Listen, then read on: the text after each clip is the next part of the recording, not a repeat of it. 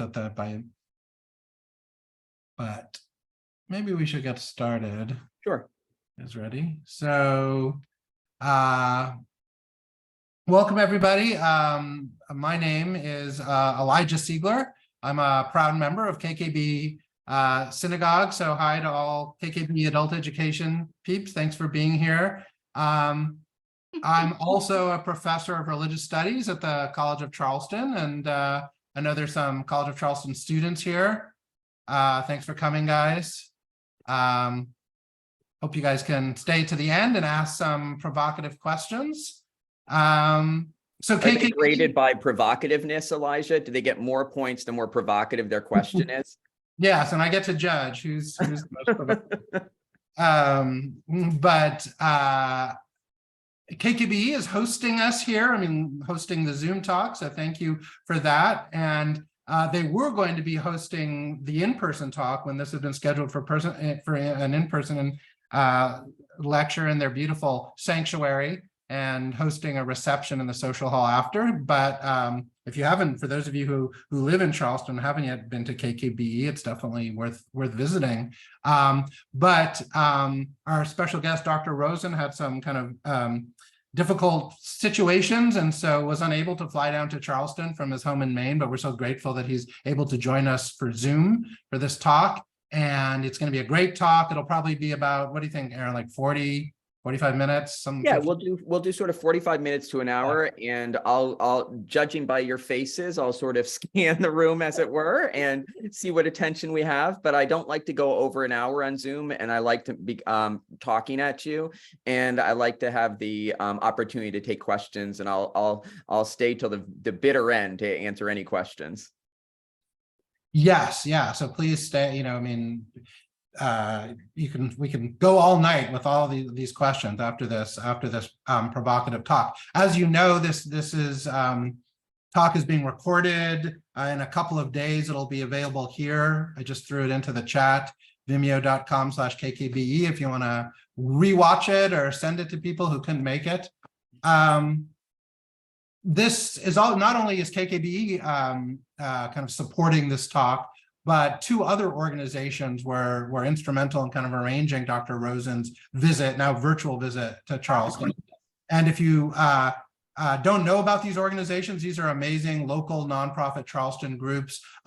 One is the Charleston Interreligious Council, and the president of that is here at the top, Dina Moses. She's waving over there. You see Dina. There's the website I just threw on there, cicouncil.org. Sign up for email alerts. We've got all kinds of great programming involving talks that deal with a multiple of religious tradition to promote kind of mutual understanding and education. So if you don't know about CI Council, please do join that group. It's a Charleston-based organization. The other Charleston organization that helped bring Dr. Rosen here and also does amazing programming is called the Foundation for Spirituality and the Arts. And their website is fsa.art. fsa.art. I just threw that in the chat room. The director and founder of that group is here today, Tyler Rollins. He's waving at you all. You see him in his box. So again, go to their website, sign up for their email newsletters, do all kinds of interesting work. And often the FSA and the CIC collaborate. For example, on the Spirited Brunch, which is happening on April 23rd. That's kind of a collaboration involving art, religion, food, all the good things in life. And of course, KKBE has been a participant in that since day one. So sign up for both of those organizations. So now is my time. Normally I would introduce the speaker. I would talk about all of Dr. Rosen's great accomplishments, his publications, his honors. I'm not going to do any of that because I want to give him the most amount of time.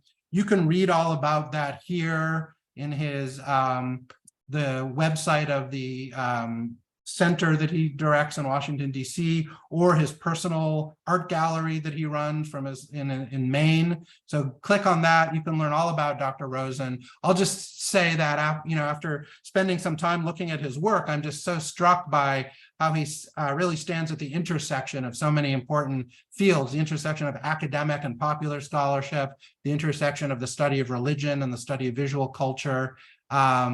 So we're really excited to have him talk about a book that isn't even out yet. It's after you hear this talk, you want to rush out and order this book. I think it comes out in June.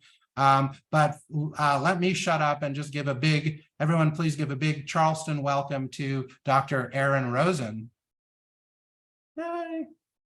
Wonderful. Thank you so much, Elijah, and look forward to hoping that this will be the start of something and the opportunity to come and visit you folks in person in the future. But it's great to have the chance to talk in this format, one of the few blessings that the internet provides. I think there's definitely some dark, grimy sides of the internet, and the opportunity to talk with a bunch of very interesting people, very accomplished people, and hosted by brilliant organizations is one of the positive sides of the internet. So it's not all just deep fakes. Or am I a deep fake right now? Who knows? We'll find out. So I want to dig right in. And so I'll do the screen sharing here and just make sure that we've got that cooking just as well as we need it to. So you'll be able to see that there. And now we'll just go in this way.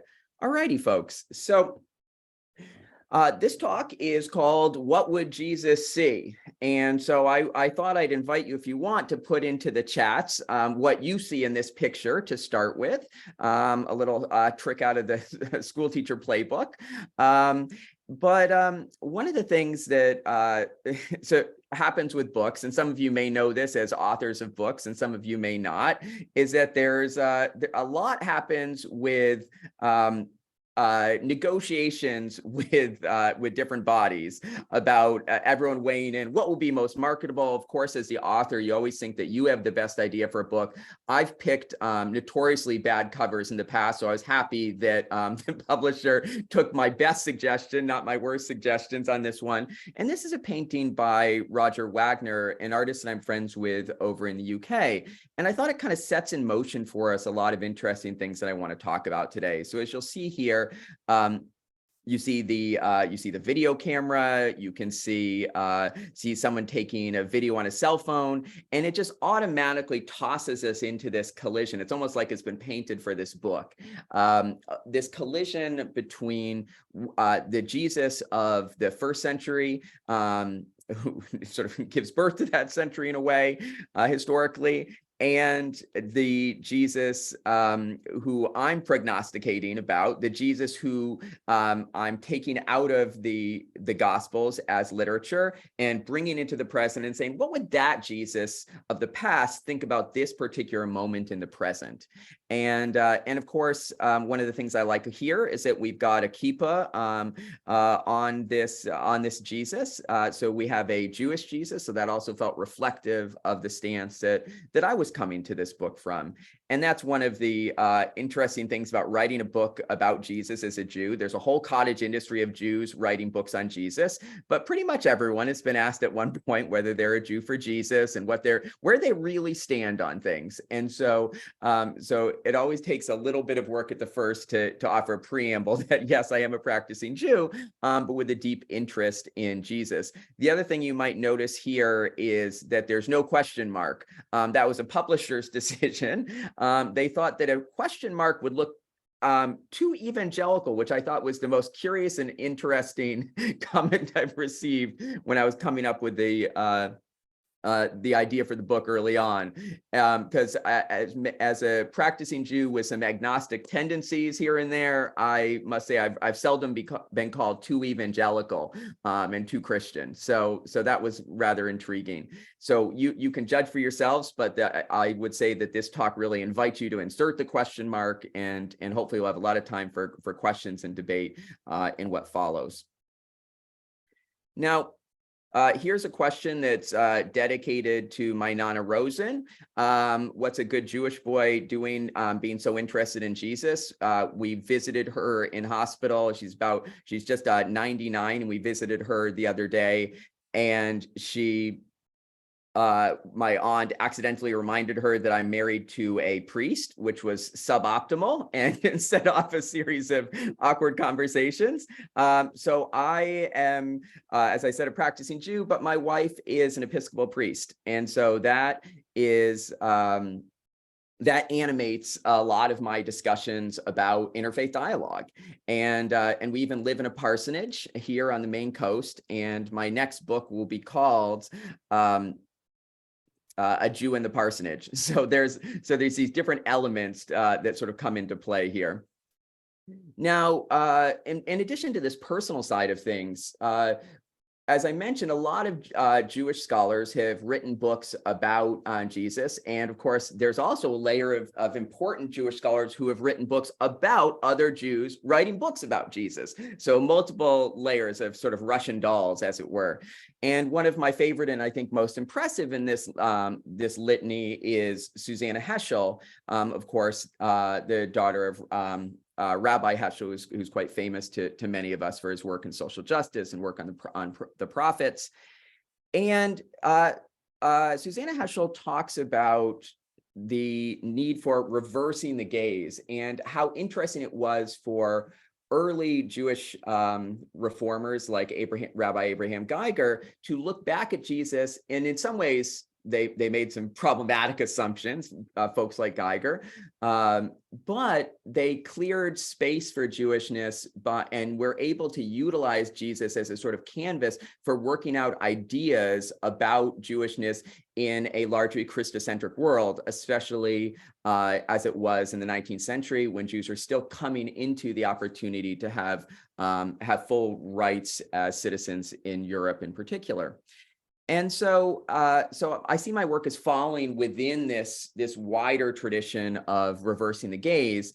And the way I've reversed it in particular was always been visually. I'm really a scholar of religion and visual culture at my heart. And my first book was called Imagining Jewish Art. And you can tell the kind of things I do by the fact that it's not just Jewish art, it's imagining it. I didn't want to go looking for Jewishness where it was most obvious and most present. And I was content with the accusation, as one reviewer put it once, that one chapter seemed to be largely fictionalized. I was like, yes, that's what I'm doing. That is theology to me. I am sort of actually conjecturing about what I would imagine could be happening in a Chagall painting, not always saying exactly what I think Chagall was doing. And a real lodestar for me was Asher Lev, and a book that I'm sure many of you have read. And if you're students or you haven't read it yet, it's an absolute timeless classic. And there's a great scene in there of this Orthodox Jewish boy, Asher Lev, has this brilliant talent for painting. And his mentor,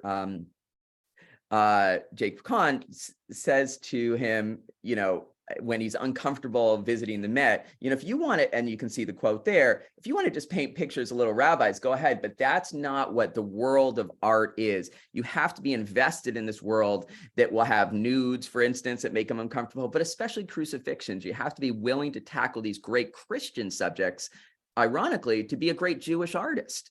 And so I was really intrigued by that dynamic. And that sort of started me off on this journey a long time ago of investigating elements of interreligious dialogue and also of the relationship with Jesus as he appears truly at the core of Western culture. And one thing to just notice here, and you could read more about this painting, some of my other work, but here you have Jesus, and right alongside him, almost in the role of John the Baptist, is Chagall. And what's he doing? He's pointing to Jesus as John the Baptist would, but he's doing it with his paintbrush, and he has his palette with him.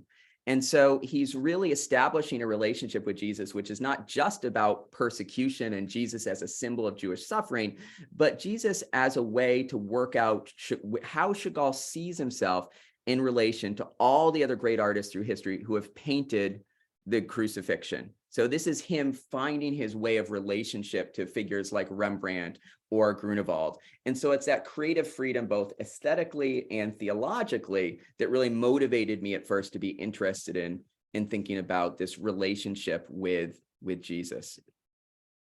Now, a few risky photographs for this day. We'll get to those in a second. I couldn't help myself. So how did I come up with this title? Well, when I was first talking with a publisher, we talked a lot about this idea of what would Jesus do, which was such a big campaign of all these bracelets in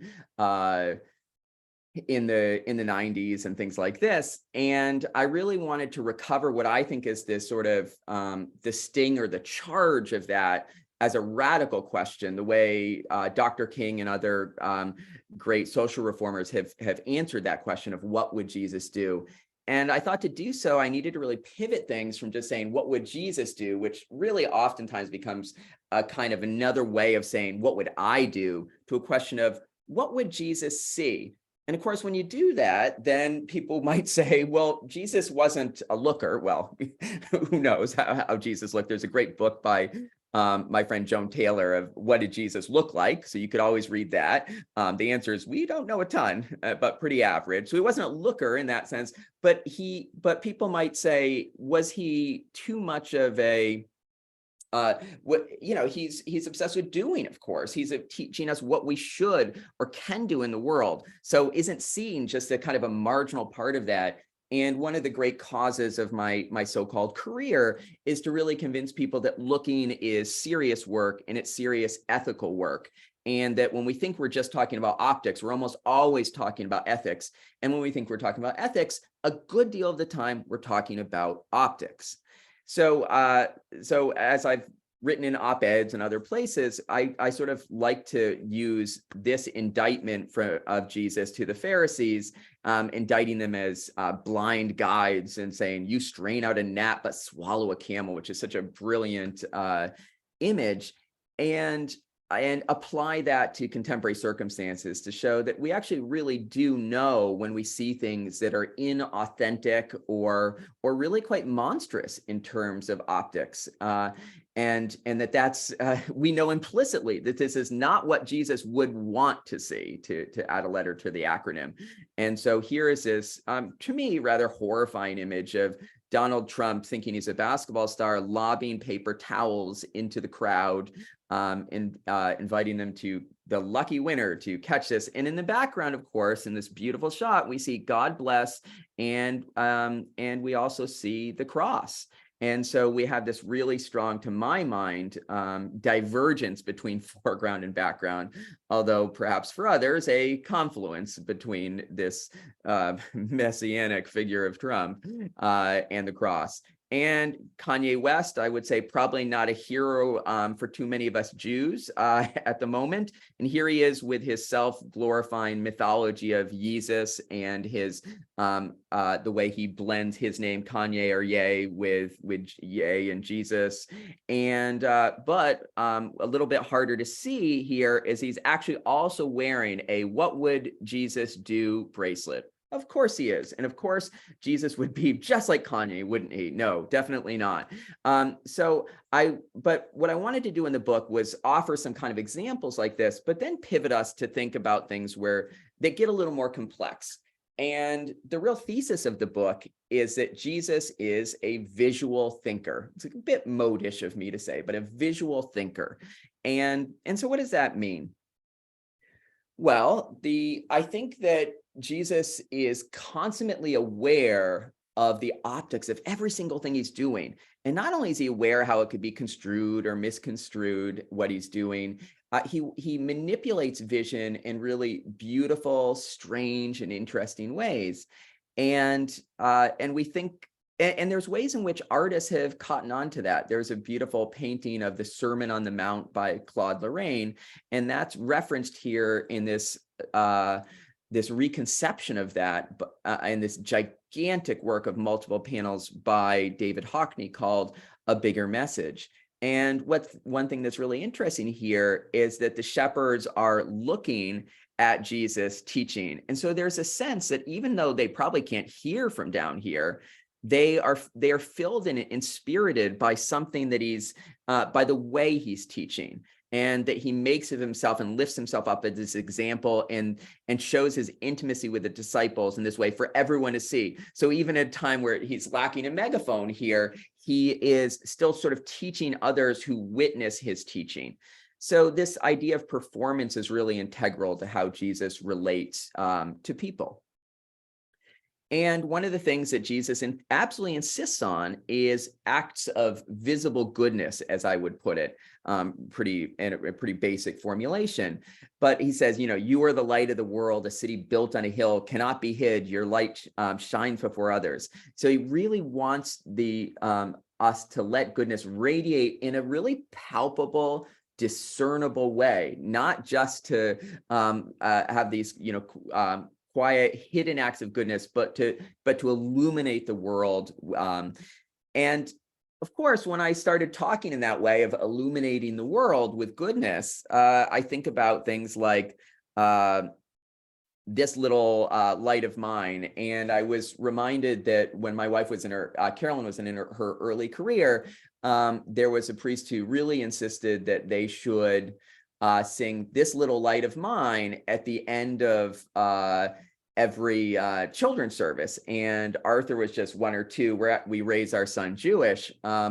And I just was uncomfortable with the whole thing. I wanted to show that I supported my wife and was really engaged, but I kind of hang out in the back and, clap a little bit, but definitely not my favorite song. And Carolyn really reminded me that of the history of this song, which is so powerful and important for the civil rights movement, for the Freedom Riders, for raising funds and awareness of the cause of social justice. And it was interestingly summoned in 2017 by counter-protest to the Unite the Right, anti-Semitic, anti-Black, just generally racist and horrid Charlottesville march. And people gathered together and they sang "This Little Light of Mine." And it was a wonderful antidote to the poison that was out there being spewed by the neo-Nazis. And actually their little light, as it were, becomes this kind of counter illumination to the tiki torches of the neo-Nazis. And I thought that's the kind of inclusive light that I think Jesus is really talking about when he wants us to shine our light before others, not one that sort of irradiates or surpasses everyone else in its light, but something that draws other people in rather prismatically. So how does Jesus think that vision actually works? Well, if you're George Bush and you're in a debate, you might say that Jesus is your favorite philosopher, partly because you might struggle to name other philosophers. Jesus is a good answer if you're a presidential candidate. But Jesus, of course, was not a philosopher. He was many things, and he doesn't need to be a philosopher to be brilliant, right? And one of the things I was very interested in is what might he have been influenced by, what might be in the ether, as it were, as people were thinking about vision.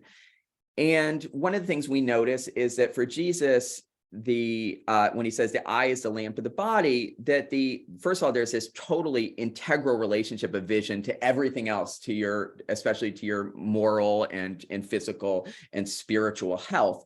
And that for the Jews of this period, we would think of the moral and the spiritual, the physical, medical, all biological, all of these things sort of wrapped together. It wouldn't make sense to try to pull out one thing and just think of ophthalmology as its own discrete discipline. That doesn't really exist in the same way. But he might have been a little bit aware of this idea of extramission versus intramission. And at the very least, we could say that he's probably in the camp of extramission. So what does that mean? That means that, a little bit like this early modern print that you see here on the right, that he would have sort of fallen into the camp of Plato, who thought that eyes kind of shoot out these beams. There's and actually Plato refers to fire, so it's kind of interesting. So you might imagine it a little bit like the X-Men or something like this. But the way Jesus really thinks of sight is that it's traveling out from the eye to attach to the thing that it's seeing, rather than a more Aristotelian perspective of intramission, where it would be that sight is really is sort of radiating to the eye from the objects themselves. They're sort of emitting something. And either way, in this extramission versus intramission, the key point is that there's connectivity, right? That it's not just that sight is this passive action or processing or recipient of stimuli, but rather that there's a connection across this effluvium or space between object and person, or person and person, and you are intimately linked to the thing you are seeing. And that helps us really understand why he says things like this quote below. Everyone who looks at a woman with lust has already committed adultery with her in his heart. It doesn't say much about the other directions, but if your right eye causes you sin, tear it out and throw it away. A pretty radical prescription. And people, some people took this rather seriously. And Origen tended to take this seriously in terms of sexual urges as well, according to legend of self-castration. But that's another, you can see where this might go, that this doesn't lead to brilliant medical advice, but that there is this sense that sight really reaches out and touches other people. And so it's not just that, thinking of Jimmy Carter, our great prince there, it's not just this sort of prudishness of, one has already committed adultery just by looking in a lascivious way. It's that the act of looking is its own form of consummation. You are reaching out with your eye and touching the other person that you're beholding. And so that's an element, I think, that's sort of under-recognized when we talk about and oftentimes joke about, especially with Jimmy Carter, this idea of having committed adultery in your heart, that it's a serious thing for Jesus because it's a physicalized element and it's really phenomenological in that way. And so Jesus, in a way that actually anticipates 20th century thought, he really thinks like a phenomenologist who understands that there is a grip, as Merleau-Ponty puts it, on the world, that our vision and our senses are really entwined with the fleshliness of the world. So he's both very ancient and in some ways really very interestingly modern. So now let's get to this idea of restoring sight or redirecting the gaze. So how does this really work for Jesus in his ministry? Well, one really classic example is of what I'm calling this vision test. You're going to see it probably a lot and probably too many visual puns in the talk, but I feel like PowerPoint invites that. And he has a man who is born blind. And of course, there's a lot of debate. Did this man sin? Did his parents sin? And Jesus doesn't buy into that, which is actually great. And in order to restore his sight, he has the person who's blind rub mud from the pools of Siloam across his eyes, right? Very interesting. So it's Jesus. He could make him see instantly, right? But instead, he wants him to go through this process. He wants to have this kind of dramatic reveal, to use reality TV show parlance, right? It's really important for him also that the person believes something has been done physically, that he's sort of engaged with his eyes before they're opened. And when he does, he actually has to teach him how to see. And I find that so interesting. It very much relates to this early modern problem that the philosopher John Locke introduces, which is if someone can't see, and then they were and for him at this stage, hypothetically, were endowed with vision, what would happen? Would they be able to recognize, say, a square or a sphere? And as we know from current medical research, no, they actually have to be taught to interconnect their senses again, so that you are feeling and seeing and associating those in a neurologically in a very direct way. So that's really interesting that Jesus then, when he teaches him how to see, and it says, I'm the one speaking with you. I'm the one who saved you. I did this. I sort of imagine him touching the man and sort of helping, that his first act of reconnecting this man with his sight is multisensory, but it's also placing Jesus at the forefront and at the center of vision. Now, there's another great example. And adultery tends to be a really big theme and place for working out the complexities of vision and desire, unsurprisingly. So there's this probably late addition to the Gospels and pretty problematic and in all sorts of ways story about the woman accused of adultery whom you see here on the right. And what's interesting is that Jesus creates space. He creates a visual spectacle that draws the eyes away from the woman, right? So that now, instead of looking at her and shaming her, they're now looking at what he's writing in the dirt or in the dust in front of him. And we don't know what he's writing, actually. We never find out in the story. So that, which is itself really interesting. So he's in having them use their dubious sensibilities and desire to understand what's happening and pushing that away from the woman into what he's doing, and then stuns them by asking them to cast the first stone if they're the ones without sin, as we all know this story. But then interestingly, they all sort of fall away from the scene, and then he lifts up her vision and says, women, where are they? Obviously, Jesus knows this is a rhetorical question, but he wants her to have the confidence in her own sight to see that no one is there to condemn her, right? So her eyesight is truly replenished or restored or lifted up in a way that's maybe not as physicalized, but is just as powerful as a story of the man born blind. So throughout the book, I try to give a few models of the things, the words and expressions that I think are most central to what Jesus is teaching people to do. And the number one thing I think that Jesus wants is for people to pay attention. So how do we pay attention? We'll have to check and see how many people we lose off the Zoom. That's one register, right? So here, it's hard to pay attention in very different media. And Robert Putnam, an important sociologist, talks about the sort of luminous enemy within of television, and how it is that of all the different things to explain the loss of social capital and connectedness, one of the big things may just be that everyone's, instead of going to the bowling alley or going to the Rotary Club, they are watching television. And of course, that gets far, far worse with the internet. And of all the things that people are obsessed with about TikTok in the current hearings, just how corrosive it is to attention spans is really probably not the central thing for them, but nonetheless, one that's a really signal moment of our times. So how do we, in a world that's demanding our attention all these different ways, how do we keep attention in a way that Jesus would request or invite people to do so?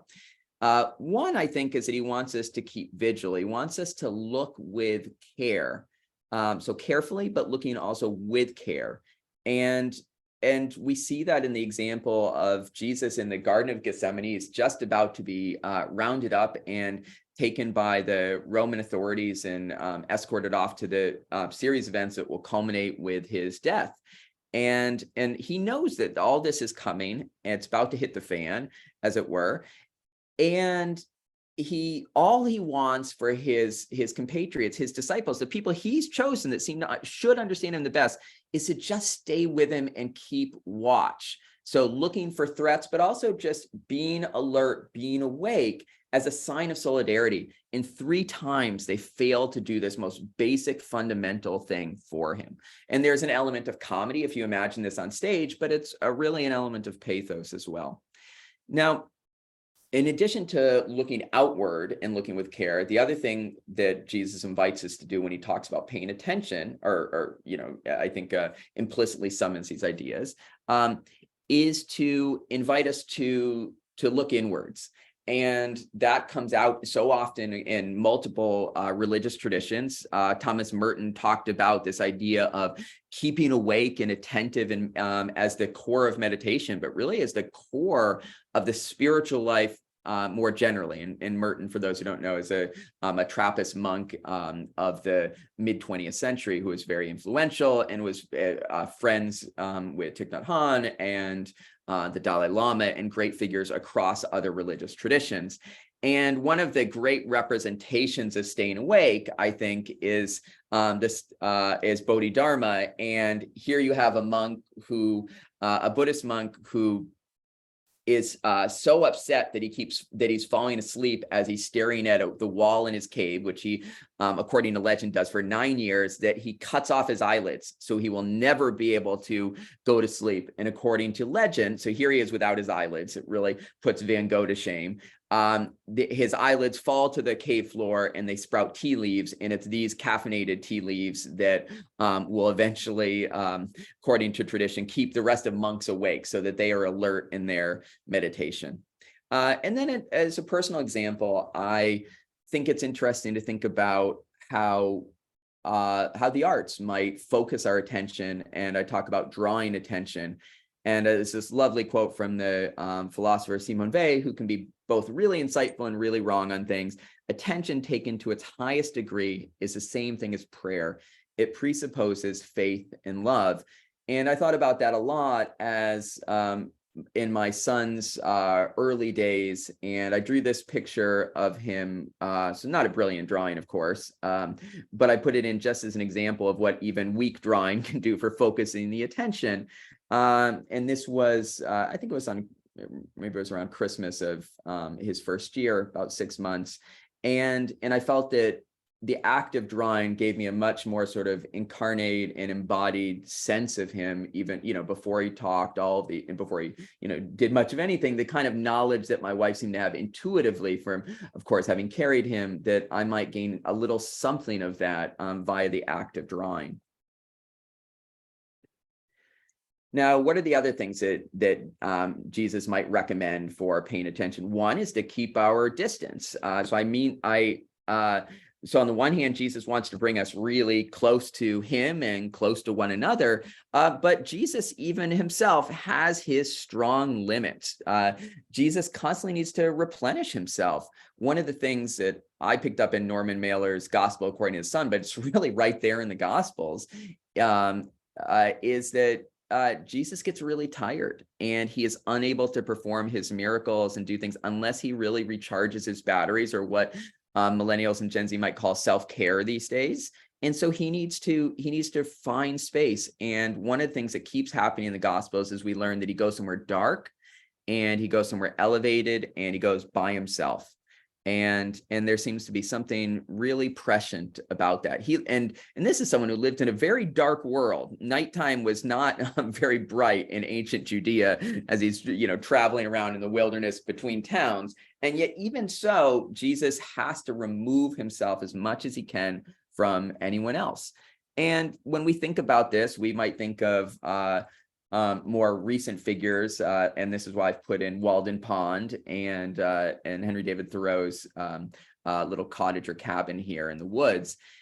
And I think this quote from Thoreau is really interesting and very theologically astute. I suspect myself and cannot help but shudder when he's in the woods, when I find myself so implicated even in what are called good works. So whatever you're doing in nature, those are merely good works. So in a Christian sense, they are not grace. So what you need to open yourself to is to this undeserved, unmerited opportunity to commune with something higher and deeper than yourself through grace, more than just good works. So even if you're thinking about doing good works or doing the right thing to the right people, when you're by yourself in the woods, if you're doing that kind of thinking, you're not really attentive to nature in the way that nature calls forth and demands. And recent psychological research has really emphasized these, just how replenishing this kind of quote unquote non-directed attention can be, of carefully going around. I notice this with my son Arthur all the time, of going around on the beach and collecting shards of pottery, and the kind of close looking in the natural world, that looking can have deep physiological effects. And so it really does genuinely make people happier, to the extent that when seniors were asked to go on awe walks and take a selfie of themselves, those who are told to so the control group just goes and can go, and they just have to go into nature for the same amount of time, but they're not told what to look for. The other group is told to try to channel this experience of awe. And over time, the people who were asked to think about awe and wonder had better physiological results and better psychological results than the other side, right? Very interesting. And they started taking different selfies. They took selfies in which they got smaller and smaller, and the images of nature became larger and larger. So they stopped thinking about themselves in the same way. Now, another way Jesus might want us to pay attention is to be on high alert, right? He's constantly telling us about the way in which we might need to be alert to the coming of the coming of the Messiah, but and the end times, but avoiding false messiahs, right? And the problem is, and Christians have certainly found this in their history, and Jews have found the same thing, that waiting, it gets harder to stay attentive over time, to be on the highest state of alert. And we see this all the time. I've thrown up a few examples here of the Y2K panic, the Homeland Security. Remember when after 9/11, everyone was supposed to feel more safe because our country was using different rainbow colors to evoke what's more safe. And of course, who is going to ever risk putting something at low? There's no terrorism here, just to then be struck with a terrorist attack, right? So you end up basically being high or severe, as it were, all the time. And people can't live in that kind of condition. You can't have that kind of attention. And we find the same thing, I think, with the kind of exhaustion that sets in with the doomsday clock. We all wait to tune in, how close are we to destruction based on these scientists' perspective? And, oh, we've gone from 100 seconds to 90 seconds. Like, it may not take a bunch of scientists to tell us that we're increasingly screwed, right? And that we're just on the precipice of disaster. And this is one of the problems that we find with fighting long-term existential threats like climate change. But I think what Jesus invites us to do is to dip in and out of it, to remember we might not be able to sustain all of that, but there's still a merit in practicing what that stage of high alert looks like, and to imagine a kind of musical chairs where suddenly the music stops, right? That it's still worthwhile doing that in order to shed light on and focus on what's happening in the present.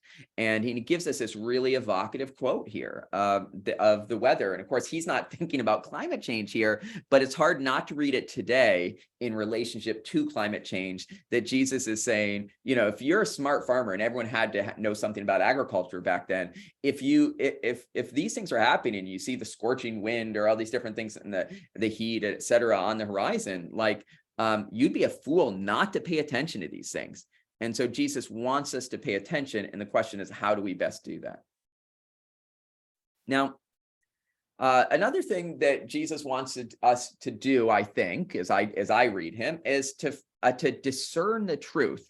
And one of the great prophets of our time, I think, is Stephen Colbert. I'm open to debate on that. But I remember watching this first episode of Colbert where he talks about truthiness, where he promises to feel the news at us, right? So prophetic of the things that would get even worse out of Fox News and different media outlets over time. And of course, then we move from that kind of indictment and that cheekiness of calling something truthiness to recognizing what is fake news, and then having certain politicians like Donald Trump label things as fake news that are really actual news, and then now deep fakes. So we're in a time of, as I put it in the book, kind of a golden age for silver tongues, for mendacity. And a time that people like Susan Sontag and Hannah Arendt saw on the horizon when they were looking at imagery and replication and authenticity. So Jesus is particularly alert to what we could say the deep fakes of his time, and what is false appearances or false pieties. And one of the things he's really interested in is exposing the people who are merely presenting a facade. And of course, one of the problems that we find now is that we have what is a computer screen if not a form of a facade? And what is our telephone, our smartphone, if not a device for creating new facades constantly? And so you have so many examples from social media, but which I think give new meaning to this idea of the whitewashed tombs, this kind of whitewashing, perhaps with an ethnic significance there of whitewashing the truth. And then you have a sort of participation in this by the media climate, and you see that nicely illustrated here by an Italian social media influencer that the Uffizi brings in to show in front of their works of art, as if a Botticelli is Venus is not enough. You need Chiara Ferragni to be in front of it to show us what a contemporary God might be. So we fall prey to these kind of illusions, and it's not surprising that that this invites then tons of further selfies in front of largely religious or mythological works without much self-reflection and without real dialogue with the thing that's really in front of them. And so we're certainly at a time of risking our incapacity to really discern spiritually and aesthetically. Now, and I realized, by the way, that we're about 7:45, so we'll look to wrap up in the next sort of 10 minutes or so, and I'll feed you a few more ideas, and then we'll begin to open up some questions. So the other thing that Jesus is really interested in, and so are of course the writers of the New Testament, is eyewitness testimony. Of course, the Gospel of Luke and others really say this was passed on by a totally reliable witness who said this to this person who said that, and so I'm relating it verbatim. And I've also conducted my investigation and talked to someone else who saw this the way it really happened. And I think if we were to apply other hermeneutics that we might in a courtroom, we might not be that impressed anymore by this idea of, oh, this really happened to Jesus in this way because someone saw it, right? One thing we know is that people have lying eyes, and in many ways, not just a country music significance, but that eyewitness accounts can be totally shaped, and they can be shaped by police, for instance. They can be shaped by people's prejudices. And we see just an absolute disturbing and terrifying number of Black men in particular incarcerated for crimes or condemned to death for crimes that they never committed based on quote unquote eyewitness testimony. And I had the privilege of working with one such artist, Ndume Olutushani, who was ultimately freed after around 20 years, who created this very powerful work about his experience with these jumpsuits, looking out to the Supreme Court from the United Methodist General Building there, just off of the mall in DC, and someone who was convicted again on testimony that was incredibly flimsy, and convicted of a crime in a state where he'd actually never visited, which is incredibly telling. Now, Jesus, on the one hand, wants to tell us that it's better to believe than to have to see for yourself, right? But on the other hand, the irony of this is that in a story like that of the doubting Thomas, as he's called, that actually he gets to see, and depending on whether you're Catholic or not, this changes, but touch, he gets to see and touch potentially the wound, and so he sees, touches, then believes. But we are asked to believe partly because he saw and of his testimony. So there's a kind of an interesting layer there that happens. And one of the things that Jesus really insists on is, he talks about being his own witness, even, which is legally very, very dubious, or his Father being his witness, is that that the strength of our conviction vouchsafes our testimony. And you can see how that could be really dubious, right? That if you just had a model of testimony that said, well, do you really, really believe this? And that was all you were looking for, you might get some skewed results. But on the one hand, while that's a problem, I think Jesus is very astute in extraordinary moments when there's tremendous pressure not to witness. Then the strength of that conviction is that countervailing force, and we see this this image of Darnella Fraser as she is doing she is taking the video of George Floyd's murder, and it's this video which she posts to Facebook, which will ultimately become the testimony that's absolutely essential in convicting Floyd's murderers. And then you also see this incredibly haunting, devastating image by the Sonderkommando, the Jews who were forced to staff the crematoria in Auschwitz. And here it is that under every imaginable pressure, it managed to sneak a camera in and sort of shoot, in many cases, from the hip or from the really here from the sort of mouth of the crematoria building to shoot the burning of gassed bodies. I mean, it's just absolutely astonishing.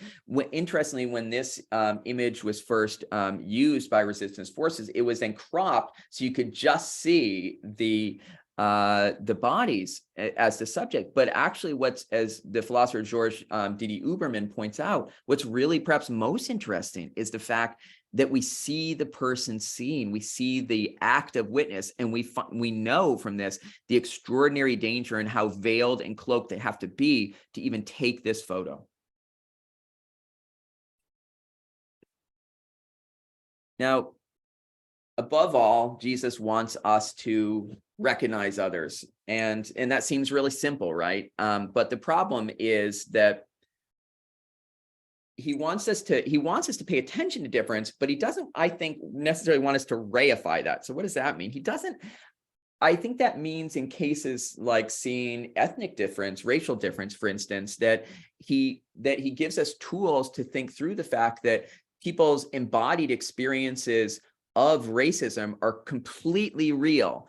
But there's room to talk about how race is itself a construct, something that's been, brilliantly insightfully put in the book Racecraft, that it's really a staging of discourse that creates modern ideas of what any particular race is, not to deny at all the lived reality of people who are people of color, right? But in fact, to actually say that the construction of their identity by outside forces imposes an identity, a discourse around race that becomes their lived physical, emotional, spiritual reality.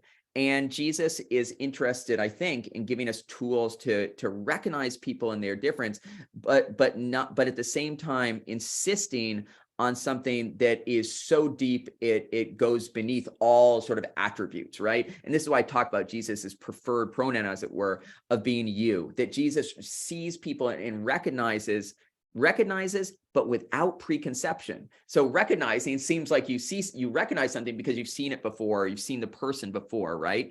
But actually what Jesus is able to do, and I don't think this is replicable, but it's a great goal, is to see and know and have known someone, but without having preconceived ideas about them. So that's a really interesting challenge for us ethically. And the act of seeing people means that Jesus really invites them to become themselves in his presence. So it's not just that they are who they are, it's they become in some ways the best version of themselves, but also the version that they most need to encounter. So even in their ostensible sins, as we see as Matthew as the tax collector, he's really becoming and seeing himself through Jesus seeing him in this moment. And we see this in the stories of the calling of Jesus's disciples. It's like he's having a pickup basketball game. He just literally sees people essentially on the street, or in this case, the beach, sees them fishing, and he tells them, I'll make you fish for people. I don't think these fisher Jews of the first century probably knew what being fishers of men exactly meant. That's for us to understand later, this bit of foreshadowing, but they just simply feel seen in a really deep, profound way. And so that's the kind of dynamic that I think that Martin Buber recognizes when he really lifts up Jesus as this example of someone who has I-you relationships, that Jesus sees and speaks to people as truly as a you. And I think this gets us to the crux of many of our these social debates right now about pronouns, that the key thing is that by recognizing people by the pronoun that is their reality, how they want to be called, that is the way of saying you to them, of seeing and relating to them in a deep, profound way. And so it's kind of ironic and really sad at the moment that Jesus is invoked as a way of not seeing people for the way they see themselves. And as we come to wrap up, just in the last couple minutes here, one of the things that we think about is, how is it that we show mercy?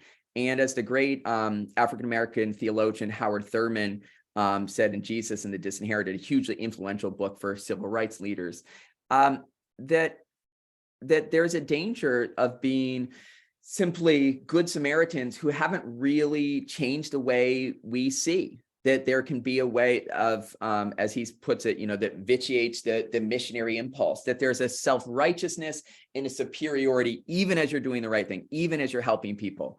And I'm giving we won't tackle everything here. Well, the final example here of falling short, that this is such a hard thing to do that even Jesus screws this up. And this amazing passage from Mark, that Jesus takes the Syrophoenician woman who is says, please, will you help me? And he says, no, this is for why would I give the scraps to the dogs to someone who's not an Israelite, who doesn't deserve these things? And she said, but even even the dogs under the table eat the children's crumbs. Give me something to go back to my daughter who's in pain, who has these demons, right? Give me something for her. And Jesus makes this about face. And part of that is that her very lowliness is what allows him to see the authenticity of what she's asking. And her position, as it were, under the table is what empowers her to ask this question of Jesus, and what allows him to recognize that. And now the final slide here. What happens when Jesus gets resurrected? Well, it's really strange. He has an encounter with Mary, and she thinks it's the gardener. So we have no idea what's happening in the scene. It's really complex and interesting. And one thing that might be happening there is that, maybe Jesus is, his senses are scrambled by the fact that he's been brought to life. Maybe he doesn't recognize her. And that's why maybe it's not that he's just being coy and sort of playing along as the gardener, as we see in this famous scene by Titian, the Noli Me Tangere.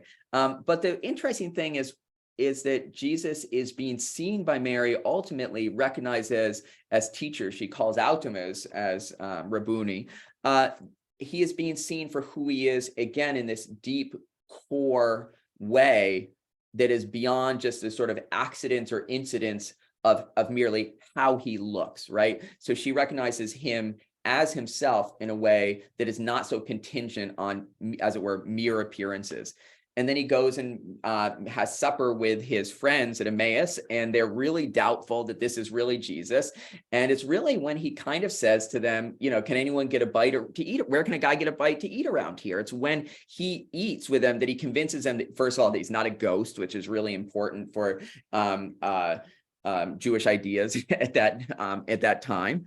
But it's that they are able to see him as their friend, not just as it were, the Messiah. So he is both ultimately this person who's come back from the dead, but he's also the person that they knew in this really intimate way that they recognize them. And the final idea to leave you with is one from the African-American theologian James Cone, which is that the most important recognition really coming out of this reading of the Gospels is to learn to see not just Jesus better, of course, but looking through Jesus's eyes to learn to see, as Cone puts it, the crucified bodies in our midst.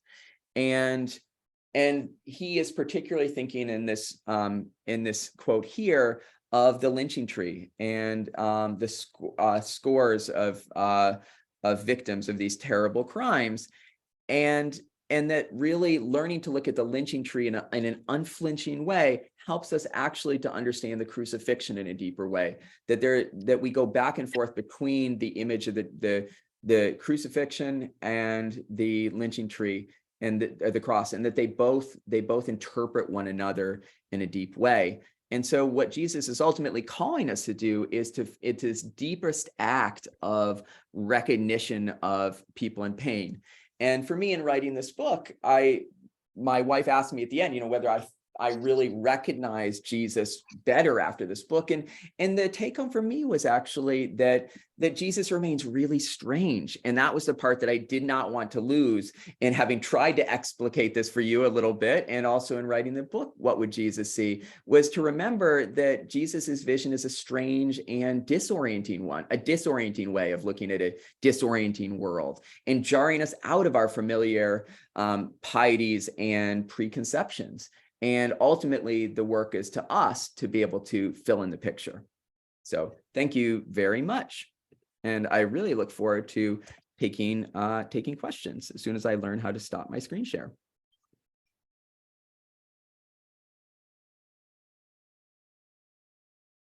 All right, thank you, Aaron, so much. So as I put in the chat, I mean, however you guys most want to, you can type something in the chat. You can raise your hand and put your camera on if anyone has any questions. Let's keep going. I'm just gonna go by who I see. I see Rawan who typed something. Do you want to ask that, or do you want me to ask it for you, Ron? And then I also see Jake Podber raised his hand, so I'm going to call on you in a sec. We've got some nice comments coming in. All right, so let's see. Would like to know if other topics of Jesus consciousness interrelated with other religions and practices.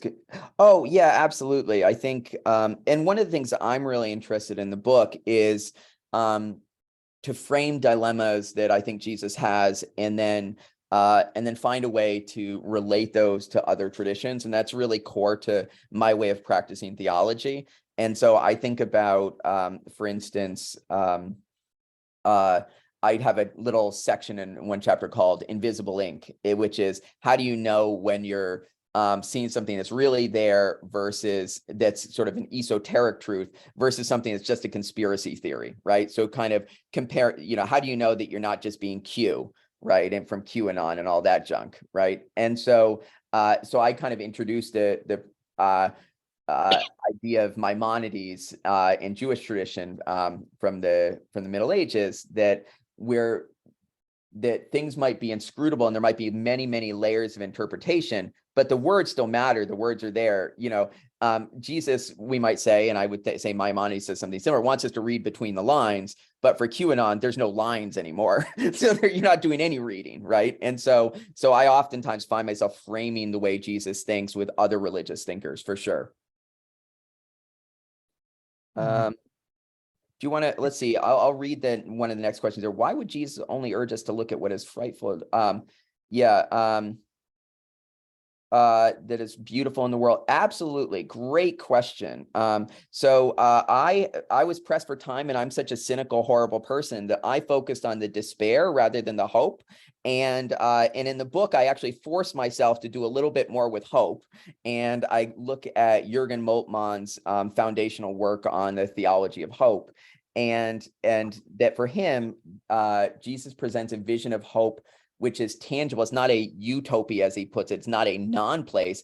It's in the place, because Jesus is already making hope tangible and real through his embodied presence. Now, I find that to be something that's incredibly powerful for Christians. It's less helpful for me as a Jew.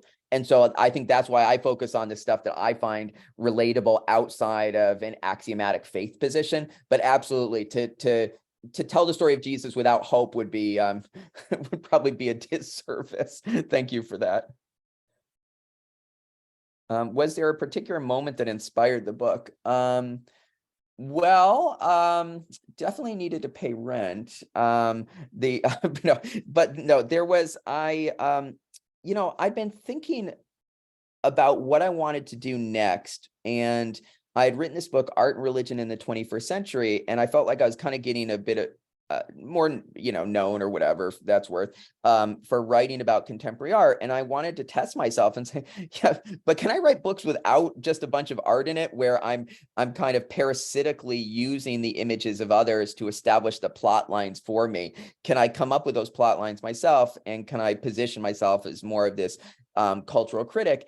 And I started taking a page out of the book of friends like Brent Plade, a great writer, and thinking to just in this wider way about material culture. And at the same time, the publisher said, it's not great to have to spend all the money on images. Might be just give some examples. So I started thinking in that direction, and I got really interested in wanting to say, I complain about things on the internet all the time. So I felt like maybe it'd be useful to say something constructive about the material and visual culture that I see in technology. So it was kind of a challenge to myself. And also to get to the stage in my Judaism where I felt like I could talk about Jesus without worrying too much, and have something that that might speak to my family in different ways.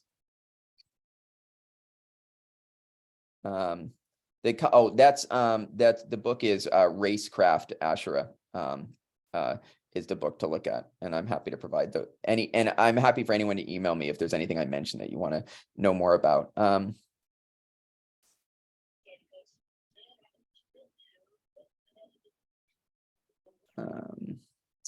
Thinkers about vision and perception to draw upon. Where did you find the most useful resources? Yeah, thank you for that question. I found that, and actually it dovetails so nicely with this other question about Berger. So I actually, someone said to me, an editor, why don't you write a book like John Berger's Ways of Seeing? I was like, oh yes, I should just toss off a little classic like that. But I took that seriously in a way, and and one of the things that I found really powerful was his work on advertising, and how we create a sort of envy of ourselves as we wish ourselves to be. And it's so prescient for the way in which we're sold things in a commercial context currently. And so I was very influenced by that. I think, I put down at the start of the talk, Susanna Heschel and other Jewish scholars. I had a lot of discussions with my seminary students and with my colleagues in New Testament. And I called a lot of New Testament scholars to say, is this okay? Is this out to lunch? It was really influenced by Joan Taylor's book,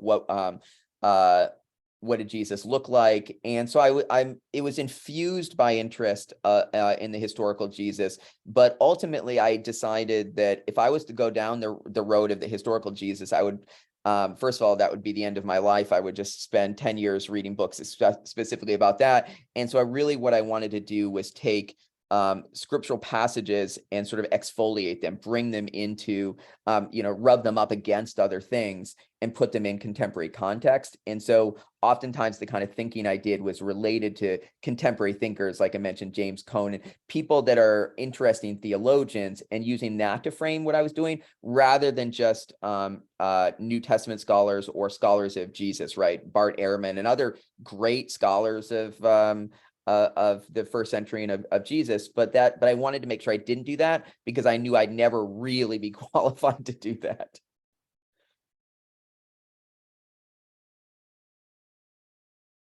And I read a lot of commentaries. I mean, of the writing of commentaries, there is no end. So, it's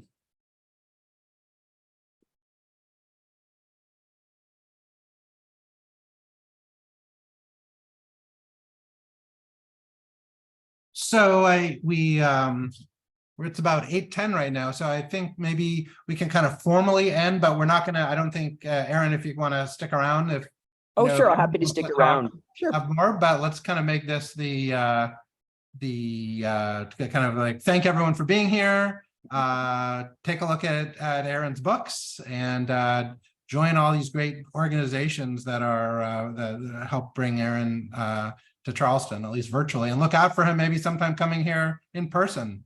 We will certainly let you know. Yes, well, now you've had a taster. Now you know the try before you buy, right? So there you go. We're coming back. Look at it. If anyone wants to stick around, we can go all night here. Thank you, folks. And I see a lot of friends, a lot of artists and cool people. Thank you for coming. Now, that's a really interesting question from Asherah about gender. I mean, I thought about that a fair amount. I think there's some really interesting stuff that's been written in recent years, exploring whether gender expression, and whether I think it was at Cambridge, in my alma mater, that there was something like a liturgy exploring the idea of Jesus being trans, which to me is not really that radical, but it's hard to shock me. And so someone said, "Oh, this is so horrible. It just, shattered my faith." I always think how fragile people's faith is if they think of hearing one sermon with one idea they don't agree with is enough to just send them into a tailspin. But I think that's really interesting, especially when we talk about embodied seeing, right? That's going to really determine so much. I did think a little bit about Leo Steinberg and the sexuality of Christ, and it was something that I thought about going further into. But and of course, he doesn't think about trans identity yet, but he calls attention to representations of Jesus, which show so much of Jesus's genitalia. And one of the things that's interesting, as Steinberg points out, is he calls it the sexuality of Christ in modern oblivion, which is that we don't want to look at for certain things, even when they're really obvious. When Jesus's penis, sometimes erect, is literally staring at us right in the face, we still don't want to see that, and we don't want to talk about that. And so I think that, you might apply lessons from that to thinking about Jesus as non-binary, for instance. And there's a lot of reason to suspect that Jesus is very interested in interpersonal relationships, but if he was more interested in sexuality, he would have talked a lot more about that. That is not the major thrust of what Jesus wants to put across, right? It's actually really this sort of hypocrisy, the duplicity, taking the log out of your own eye rather than focusing on the speck that's in someone else's. I think that Jesus would be most interested probably in interrogating the anti-trans community for their perceived pieties than he would be of imposing ideas of sexuality. That said, he's still a product of the first century, so there's Jesus as we would want him to be, central to his own message, faithful to his own message, as it were, and Jesus as the product of a current context. And as we know from Jewish writers on scholarship about Paul in particular, that some of the dubious legacies of homophobia and things really come from the Hebraic side more than the Hellenistic side. So we have a lot to excavate there. Whether Jesus is a philosopher, I think it's that. I think it's really one of discourse. I don't see these things so divided anymore. I think it's about the register of the discourse that you're talking about. Emmanuel Levinas, the great Jewish philosopher, was also really a great theologian. He just wanted the credibility of speaking within oftentimes in a philosophical discourse, to be in dialogue with certain types of people, of French intellectuals. But then he could switch gears and be finding the same idea through his Talmudic readings. And so he was able to talk within these different discourses. And I think if you're brilliant, then that's conceivably possible. And I tend to see the humanities as so interdisciplinary now that you can ask the same question using just different methodological tools to get there. And I think that, I think in Jesus's case that he's not consciously tapping philosophical ideas. He's tapping ideas that are coming out of the heritage of the Hebrew Bible and the religious groups of his time, right? The Sadducees, the Pharisees, the Essenes. There's elements of these different groups that you can see affinities there with Jesus's thinking. So he's not thinking about Plato and Aristotle, but it doesn't mean that that these ideas aren't there in the ether. And for some people, Jesus is a philosopher. It's only a problem if people don't know other philosophers, and that their idea of making Jesus the most important person in history, which he rightfully is in Christianity. He really is the most important person in all of world history for Christians, right? Obviously. That saying that doesn't mean you have to also say that Jesus is the best philosopher, that he's the best thinker. That doesn't have to be the most supreme compliment, right? That he might also be limited by his time, by the different that he chooses in Christian theology to make himself subject to the demands of living in a specific time, in a specific place, in a specific body. And so he's going to be limited. And that doesn't mean that that's not a negative. That's God's choice to be incarnate in that way. Well, can I address that now that there's a smaller group? Yes. Maybe. Oh, Aaron, that was amazing. It's so great to see you. Thank you so much for Pleasure. During this talk. Yeah, in regards to that, I'm really glad that the question of time and the message of time came up, because I do think, I mean, a lot of people really constantly put religion in this kind of negative space, because they expect it to sort of address all time. And while in its essence, it does, in its essence, if you peel all of it away, the message does address all time, because they're universal messages based on how the cosmos are created, and not just human beings. But, for example, Muhammad actually, people don't want to recognize that as a prophet. He said to his people that you will have to move with times. Like all of this has to actually be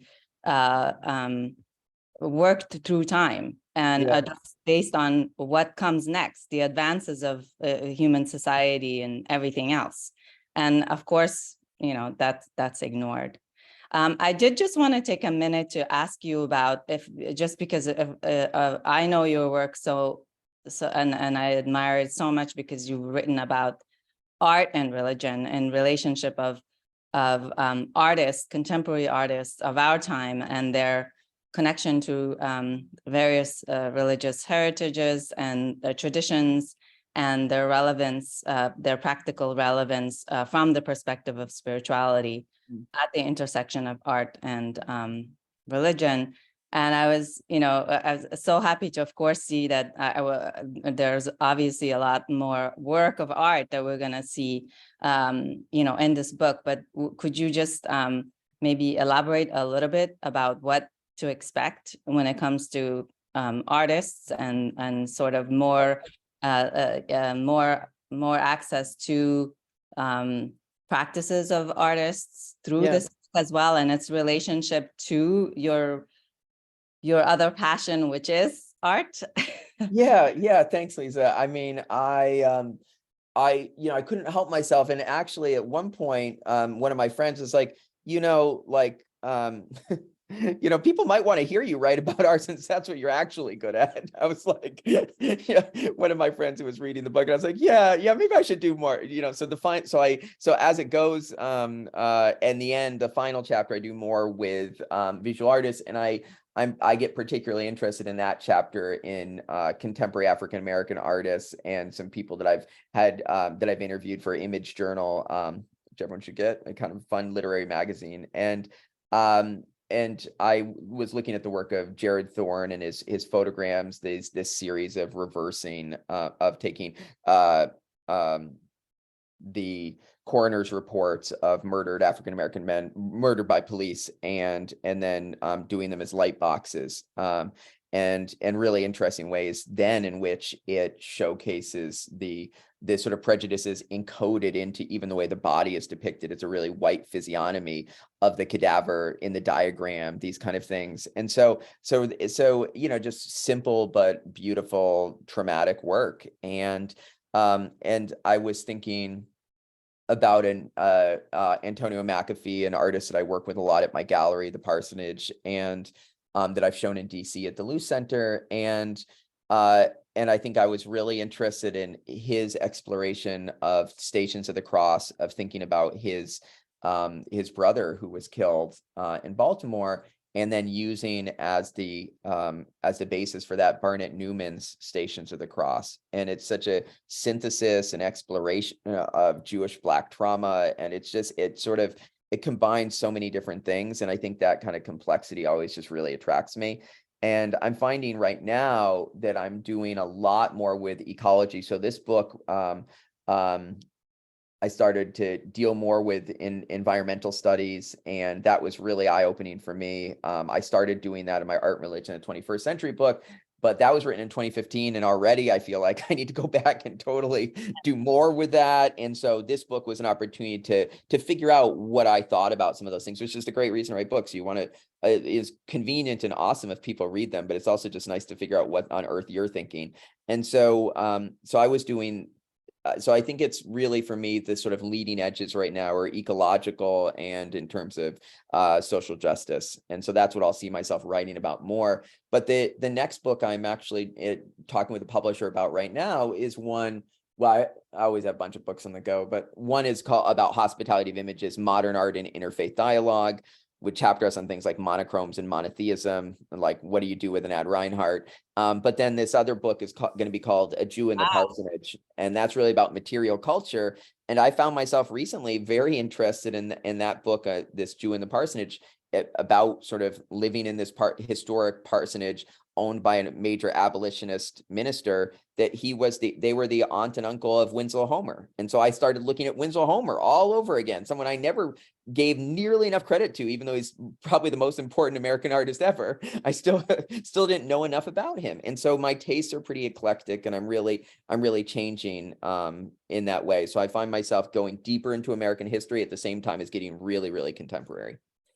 You also mentioned, that at the start of your comment about change within context, and I think that's a really important point. One of the things that we see over and over again in religious traditions is the denial that change is happening, right? And it works out, and sometimes it's brilliantly conceived, like it is in Judaism, that no, this thing that you think is this evolving element, no, that was always there, right? The counterintuitive claim that it's the oral Torah, and I think things can be counterfactual in incredibly brilliant, engaging ways. But as scholars, of course, it is useful to see this social situatedness. And I'm always aware, especially in what would Jesus see? It's subjunctive. What is he going to see? I mean, there's no way. You could, I think, still get it wrong, totally wrong. But I'm contenting myself with probably only being partially wrong, that in terms of bringing Jesus into the present. And it's that kind of exploration of just plunking him in a different context. Because I think by decontextualizing and recontextualizing him, we see our own moment more clearly, but we also see our own preconceptions about Jesus in his period more clearly as well, by that sort of active removal. And also, I'm not an archaeologist, so I knew I wasn't probably going to find anything that I could, this is it. This is Jesus' sandal. I found it. Yes, this book is going to be a success. So I knew that wasn't the right direction. Great. Thank you.